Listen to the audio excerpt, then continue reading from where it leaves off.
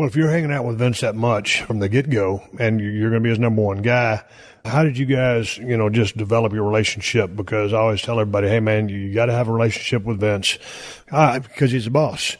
But the more you're with him, the closer you become because the stakes are so much greater.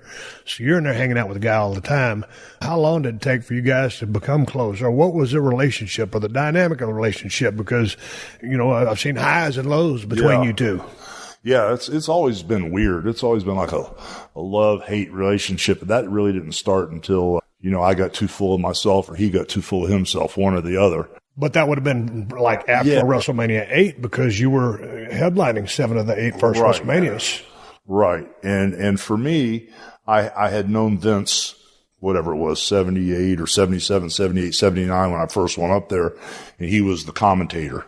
He would come in once every 3 weeks to Allentown in Reading just to do the commentating. So I kind of knew him then, and he partied a lot with Morocco and the Grand Wizard and all these guys every once in a while. So he was kind of like around the boys a little bit, but he was mostly with his dad, and I kind of knew him then. But then when I moved up there, the end of 83, 84, it was business that we needed to be together. And when we were bonding business, we became close friends. We were riding Harleys around all the time and working out all the time. And, it was basically Vince and I in the office going over all the events, all the finishes, talking things through. I became real close with him in a short amount of time. But what I realized was he loves this business more than anybody. I mean, I thought I love this business. He loves this business more than anybody. He lives it 24/7. And out of that, I just a huge respect grew because I'd never been around anybody that loved wrestling more than I did. So it was really cool to be around him all the time. I'd leave my wife at home. Linda was down the road at some big house I'd bought 12 hours a day. I wouldn't even come home. I just love being around all this stuff. And me too. When did it really start to turn the promotion on fire or the territory on fire as y'all began this global expansion and you started with WrestleMania 1? When you signed on from AWA, how long did it take for the place to catch fire? Because when I watched back on those old videotapes or on the WWE network, I mean, you guys were playing big arenas, stadiums way back in the day. And of course, go to the Silverdome at WrestleMania 3, 93,000. How long was it before it just turned into utter chaos? Because that was when you go back and you do the years to draw those kind of houses back in that day. They're just now doing it now. I mean, I played the Astrodome. We drew 67,000. We were Ford Field. We had 90,000. Y'all were doing this stuff way back in the day.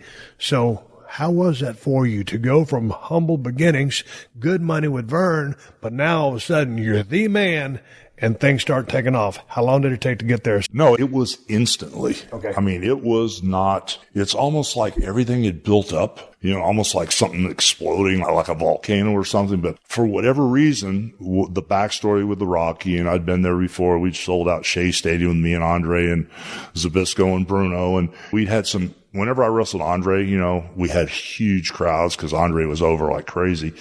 And all of a sudden, it's kind of like when I came back, it was almost like they were ready for something new. They'd had about 5 years of Backlund, doing his thing. And I think they were ready for a character. So as soon as we hit Madison Square Garden, my memory's not that great, but what I remember is that was a rocket ship ride from that day forward. And I hate to sound like this, but it was sold out everywhere we went and everything we did. Strombo used to put his hands behind his back and call me the Golden Goose and just teasing me, And I was really, I wasn't trying to take advantage of the situation, but I wasn't real great at being on time because I used to like to work out and I used to like to party a little bit during the day, and so I would kind of like show up at the buildings instead of like at 6 o'clock or 6:30 when I should be there. I'd sometimes show up at 7 or I'd show up during intermission, and I would tell everybody, if you don't hear from me, if I do not call you, everything's fine. I'll be here. If you get a phone call from me, then we got a problem. And I only missed one show the whole time I was there all those years, and that's when I got fogged in and I couldn't land in St. Louis. But I always made the towns, but it was a rocket ship from the moment the Iron Sheik thing went down. It just took off. Go back to thinking about some of your matches with Andre the Giant. The match in Shea Stadium when he would have been a little bit more in his prime versus 3 when he wasn't feeling real good and you slammed him.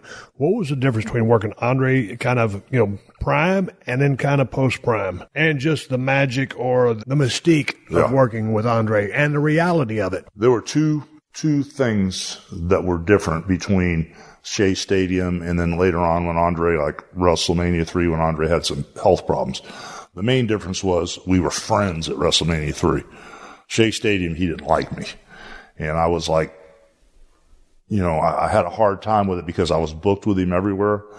And I was just I don't know what it was. I was such a fan and such a mark. In my mind, when I looked at Andre, I thought that I could be as big as him or I could be the Giant. I know I couldn't be, but in my mind, I was just an idiot. Side of all of us. Yeah. I mean, I just thought I could go after this guy. I would fight him tooth and nail. He would yell at me in the ring because first off, I was green. I was probably dangerous. But with him, I was just trying to show that I was a worthy opponent. And he just beat on me like a dog for about 7 or 8 years. And I just remember driving up to Philadelphia Spectrum or the Capitol Center because we drove everywhere. When I'd see the building, I'd realize Andre was in there and I'd puke. That's how scared I was and nervous. And then once I got in there and we made contact, I was okay.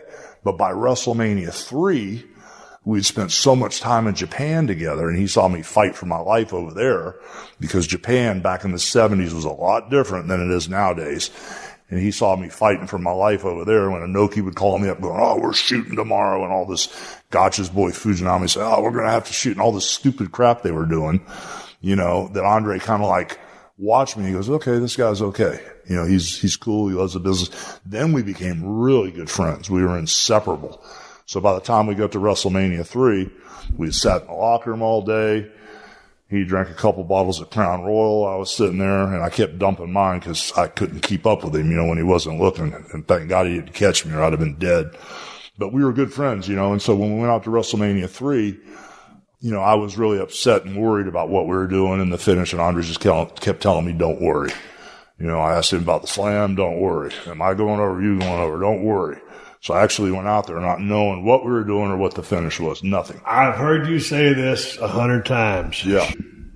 Shoot. But what the weird thing was is Vince put me in a really bad spot because the night before the match, he came to my room and he said, "Andre is in a really bad spot with his back and stuff. What would you do, to get through the match with Andre?" So I took a yellow legal pad out and I started writing the match down. I said, walk to the center of the ring, start jibber-jabbing at each other, have Andre throw the punch, block it, 1, 2, 3, go for the slam, fall backwards.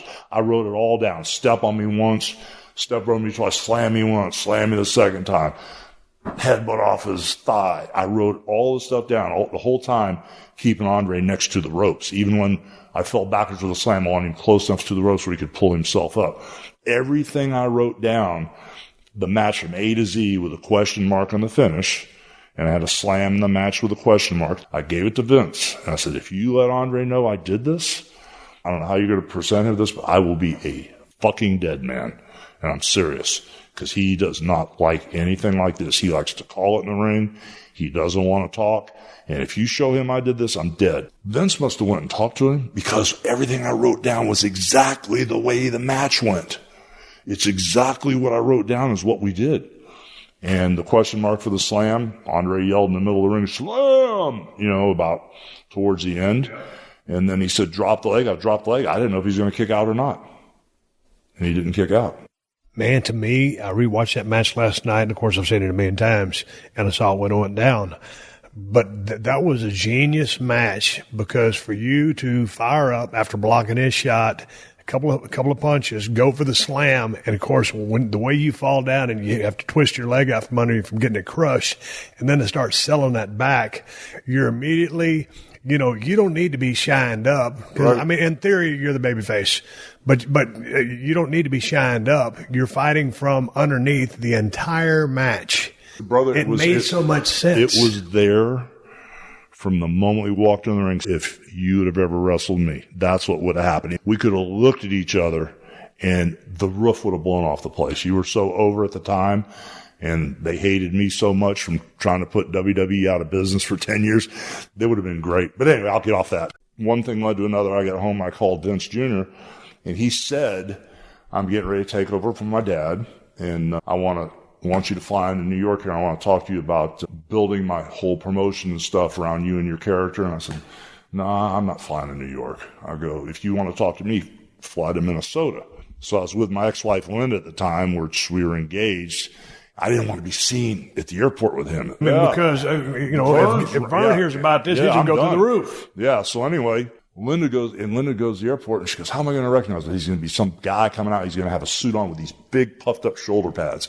It'll probably be a pink or a checkered suit or something, but the suit's going to be off the wall.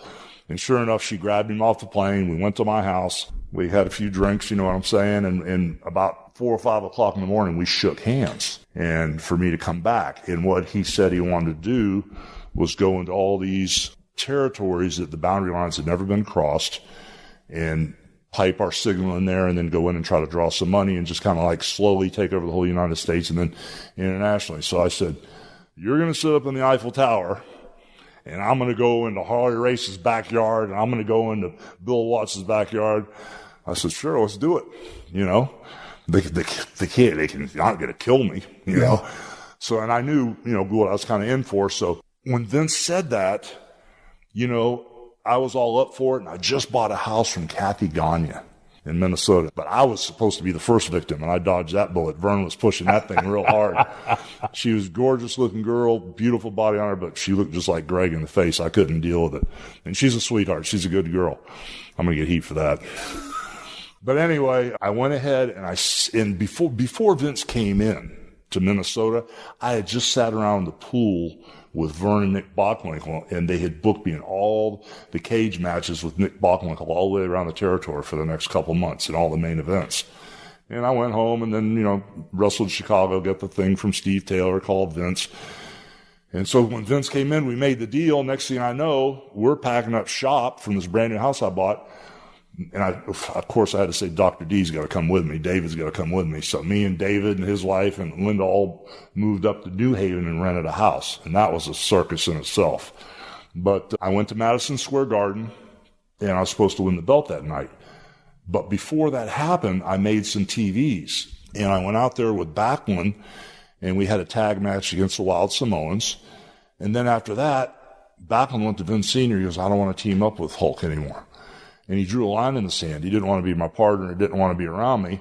Vince Jr. goes, don't worry about it. Don't worry about it. But, you know, Bob's just in shock because he doesn't have the belt. He thinks it's a shoot, you know.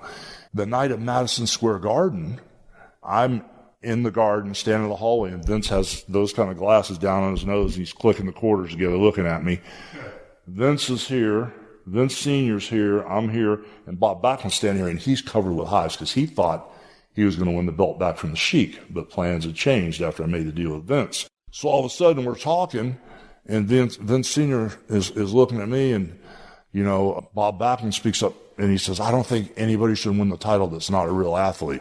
I looked at Backlund. I've been training with him in Japan, on tours with him. I'm the only one that'll run the steps with him. I'm the only one that'll do that crazy workout he was doing.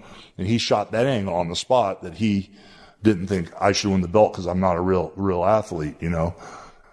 Vince Sr. was, well, Terry, we really should think this thing through, and I think maybe about 6 months from now it might be a good time to put the belt on. I said, Vince Sr., in all due respect, that's not the deal I made with your son, but I just burnt down a huge bridge in Minnesota, so I'm going to go out and I'm going to put the Sheik over tonight, but then I'm going right back and rebuild that bridge that I just burnt down, and I'm out of here. And Vince Jr. goes, oh, let's talk. So Vince took me in the back room. He goes, I'll be back in a few minutes. So I guess he went to his dad and he fixed it. So the finish was on where I was still going to go over. But there was a moment there, you know, in the garden. And I was cool. I was going to do the job, but I was gone.